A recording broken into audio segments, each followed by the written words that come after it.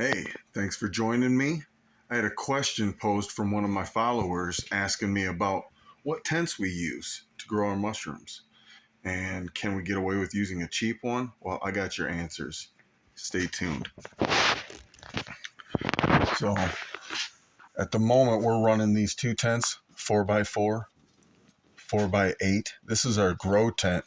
Hey, go back into one of my vlog videos. I don't even remember which one. It might be like vlog number 20 or 30, I don't know, but there's one. It's called Man in the Box. I did a video when we did the unboxing of this one, so go check that video out. That's pretty fun. But since then, we've also got this 4x4. And here's the secret: these are the cheap tents. You see, back in the day, we had used tents like VivoSun, and if you check them out, they are pretty awesome, but they're pretty pricey. And the material, I know on the VivoSuns, they emboss or imprint their logo throughout the material. It's like pressed into it, heat sunk into it or something, but you can see its logo throughout, so it's pretty fancy. And you can see these two tents. I want you to look in closely. Let's get closer. There we go. Has like a ripstop going on in this one. This one has not so much. You can see the weave in there. There we go. But the bigger tent, these are not the same brand. This brand, I'm not even going to show you because honestly, it wasn't about a brand in this case. We went real conservative. This tent was just over $100. This one was just over $130 to get twice the capacity. So I want you to notice things like the stitching on it. They went double stitching on the zippers, single on this corner or edge trim. I don't know if this is considered a gusset or something to help give it structural integrity, why they put this panel in here, but the other one has it as well. So take note of that. This one also went with the double stitching too. Now, one thing to keep in mind, I said these were cheap. They're relatively cheap. They're cheap in comparison to more expensive ones, of course. But I think that's actually quite a deal to get a tent like this for just over $100 that's going to give you the function and form you're looking for.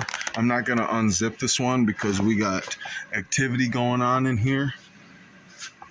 But it's light proof.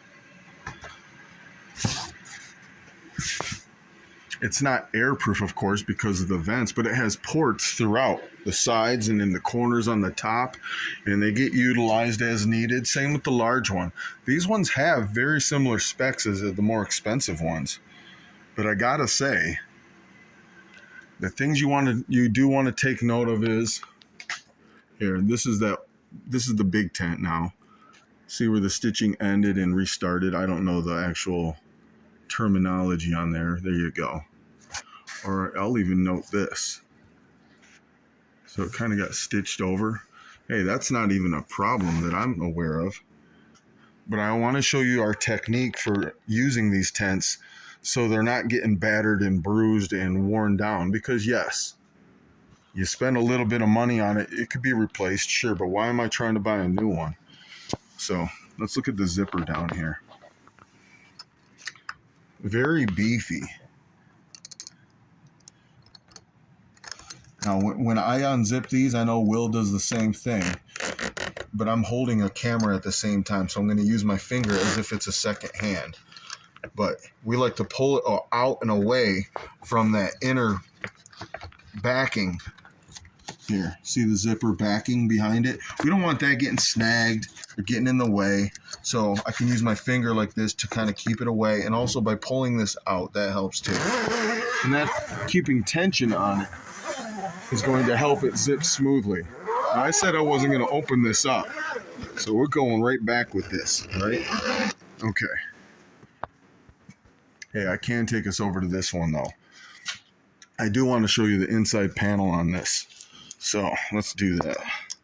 Once again, keep it tense, keep the tension on it, pardon me. I know the camera is going to be a little shaky, but we're going to manage, right?